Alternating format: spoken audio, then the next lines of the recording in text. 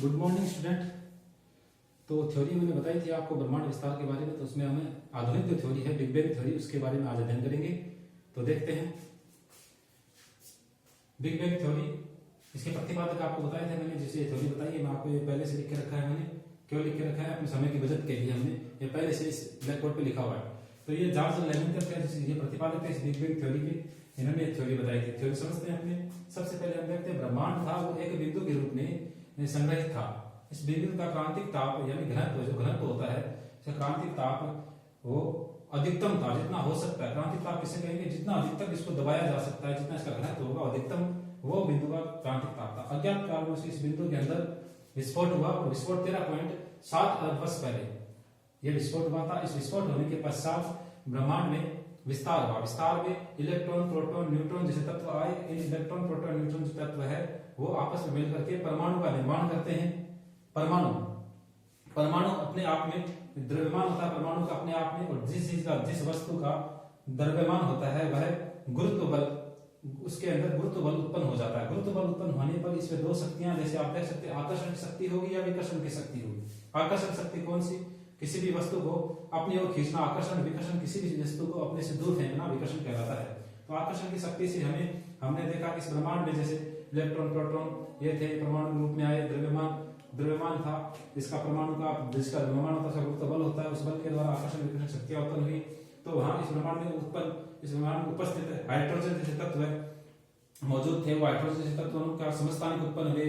उन समस्थानिक में जैसे ड्यूटेरियम, हाइड्रोजन ये तत्व आपस में इस आकर्षण शक्ति के कारण आपस में जुड़ने से हीलियम की उत्पत्ति हुई और ऊर्जा विमुक्त हुई। ऊर्जा विमुक्त होने से हमारे ब्रह्मांड के अंदर तारों का निर्माण हुआ। और ये जो प्रक्रिया जो मैंने आपको लिखी है, समस्थानिक जो मैंने आपस में जोड़े हैं, जिससे हीलियम उत्पन्न हुआ, ऊर्जा विमुक्त हुई, इस प्रक्रिया को हम नाभिक संलयन कहते हैं। जैसे तारों का निर्माण हुआ, ऐसे ही अनेक सारे तारों का निर्माण हुआ, और तारों का निर्माण होने से हमारे इस ब्रह्मांड के अंदर झुंड बन गया तारों का। तारों का जो झुंड बना उसे हम क्या कहते हैं? आकाशगंगा कहते हैं या गैलेक्सी कहते हैं। ऐसी अनेक गैलेक्सियां उत्पन्न हो गई, और ये सारी गैलेक्सियां अभी भी विस्तारित होती जा रही है। इन गैलेक्सियों से विस्तार होने से ही हमारे बिग बैंग थ्योरी सिद्ध हुई, क्योंकि ब्रह्मांड का विस्तार हुआ, ब्रह्मांड का निर्माण हो गया, ब्रह्मांड का निर्माण हुआ, और ये इसकी स्थिति है।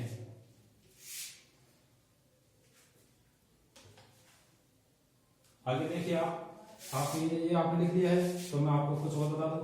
विस्तारित थ्योरी है आपके सामने।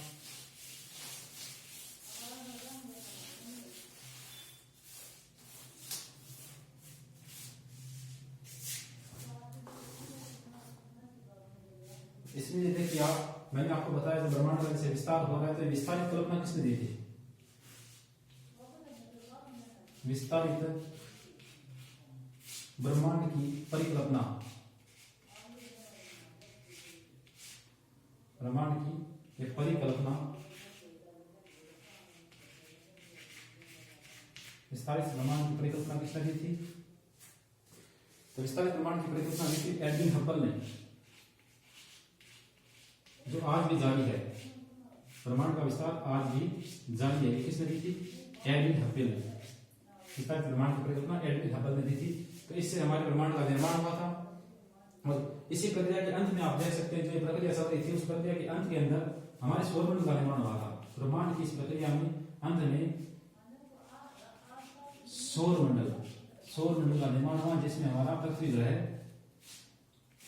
9 ग्रहों के साथ मौजूद है। 9 ग्रहों के साथ मौजूद है। ये परिकल्पना आपके सामने बिग बैंग थ्योरी थी, आपको मैंने समझाया। शॉर्ट में देखिए आप, बिग बैंग थ्योरी में क्या था? बिग बैंग थ्योरी में एक बिंदु के रूप में संपूर्ण ब्रह्मांड था। उस बिंदु के रूप में उसका क्रांतिक ताप बहुत ज्यादा होने से घनत्व का एक अंतिम लेवल आ चुका था। उसके अंदर अज्ञात कारणों से विस्फोट हुआ। विस्फोट होने से ब्रह्मांड का विस्तार हुआ, और प्रोटॉन, न्यूट्रॉन, इलेक्ट्रॉन जैसे तत्व बने। उन तत्वों के मिश्रण से परमाणु का निर्माण हुआ। परमाणु का स्वयं का द्रव्यमान होता है। जिस चीज का द्रव्यमान होता है, जिस वस्तु का द्रव्यमान होता है, उसका गुरुत्व बल भी होता है। जिसका गुरुत्व बल होता है वो आकर्षण विकर्षण जैसी शक्तियां पैदा हो जाती है। आकर्षण विकर्षण जैसी शक्तियां पैदा होती है।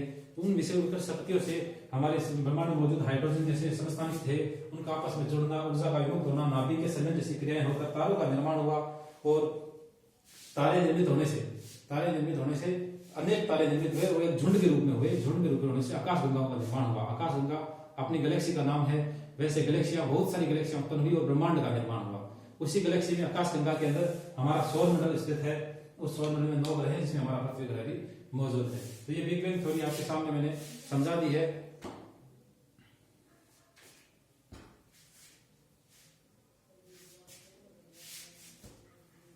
तो आप सभी से रिक्वेस्ट है कि आप इसे सब्सक्राइब करें, शेयर करें और लाइक्स भी करें। धन्यवाद।